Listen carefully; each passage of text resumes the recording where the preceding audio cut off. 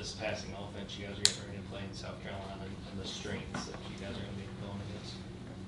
I would say, they have a very dynamic offense. With a really good quarterback, really good skill players. They got some pretty good running backs. So overall, they just have really explosive offense and very dynamic. What does David Daniel bring to this defense if he's the one that's ended up starting in Javon's place? David, he's a hard worker. He's somebody who comes in day out, tries to do his absolute best to be whatever he can for the team. And he comes in, he brings in that hard hitting ability that he calls himself Hitman. So he brings that with him as well. And when we talked to Coach Smart about you, he mentioned that you do everything like a pro. You practice like a pro. You go through meetings like a pro. Has it always been like that since you've been here at Georgia? And what's the key to approaching the game of football like a professional? I would say since I've gotten here, I've tried to, just be on my P's and Q's just because when I first got here, I learned the standard quickly just from the older guys out here, guys like Speed, DK, Lewis, Chris, just seeing how they approach every day. I learned very quickly about, how to come in day out and, just put my head down and go to work. Yeah, what have your conversations been like with Dalen in terms of, him now moving sort of into that starting role? Obviously he rotates with Julian, but as he sort of continues to get more comfortable and confident in that cornerback role opposite you? Really, just with him, just letting him know that it's really a long season. It's a marathon, not a sprint. So there's gonna be a lot of highs, there's gonna be some lows. It's just always just next play mentality, next game mentality.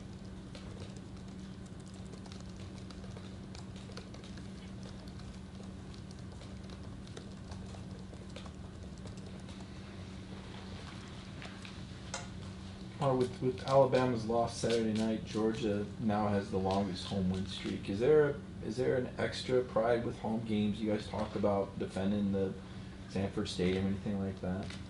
I would say, we take every game extremely seriously, but it is kind of different whenever you're at home, in front of your home fans, and 93,000. It just kind of hits different. So it definitely plays, a bit of a factor.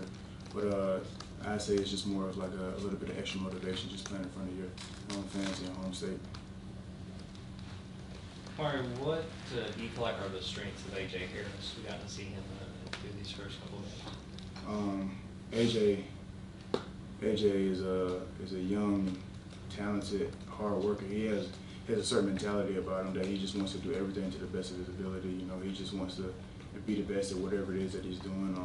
Whether it's covering, whether it's tackling, he just wants to be the best. You can see that day in, day out. How he approaches every day.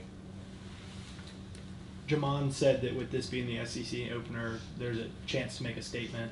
One, what changes with it going to the SEC play in terms of practice and stuff? And two, what is that statement that y'all want to try to make? I would say, definitely, we have to flip a switch whenever we, start playing the SEC just because, league play is different, SEC is different. We pride ourselves on being one of the best conferences in the country. So, we're going against the best teams in the country. So, whenever that happens, you have to turn your really level of play up a notch just to be able to compete at a high level.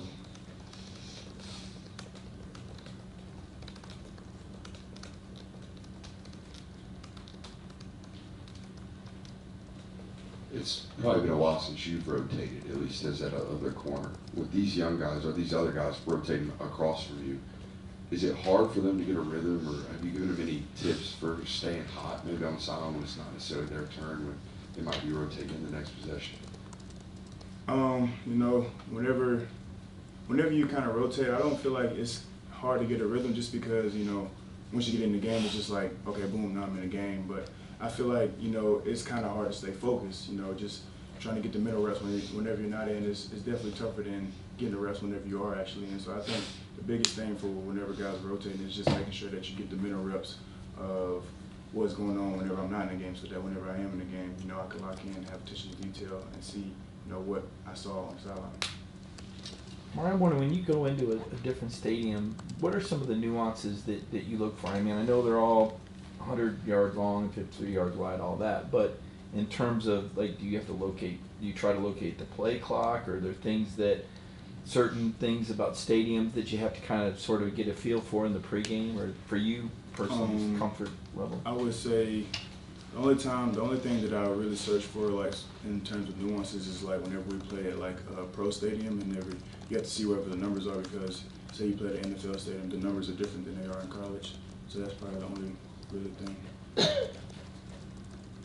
Or when you go up against a quarterback like Spencer Rattler, who can move around and not necessarily scramble, but keep plays alive, as a defensive back, what challenges does that present, knowing that he can extend plays and that you've got to kind of pay attention when he's doing it? Right. I mean, it's really critical for us because, with his ability to extend plays, that means that sometimes we might have to cover for longer. So that means that we have to stay locked in on our man, because whenever a quarterback starts to scramble, it turns into backyard football. So receivers just start doing everything they can to get open. So it's really just about, having elite effort at that point, because there's no rule book to, how to cover a backyard football. You just got to go as your guy.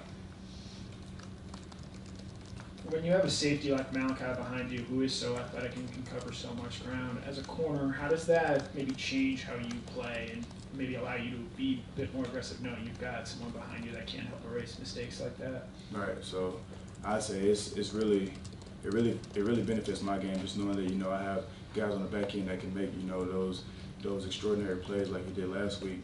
So whenever I go into a game, and I go in very comfortable knowing that my back end guys are going to be right there with me, no matter the call.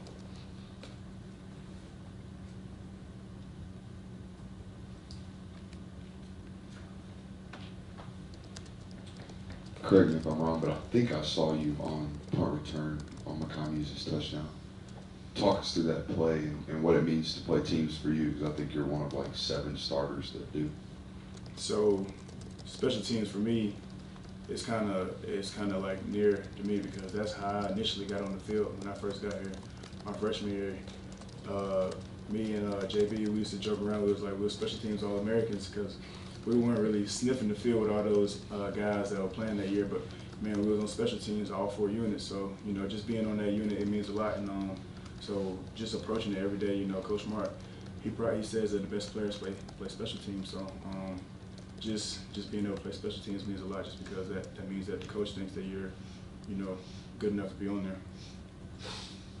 We gotten to see a little bit more of Smile from game 1 to game 2. Just how big is it for this defense to get him back out there and getting him playing, back?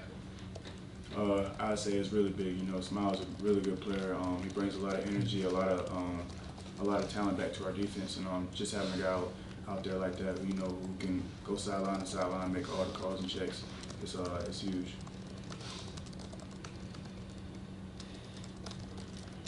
Any more for Kamari? All right, thank you, Kamari. Thanks, Mark.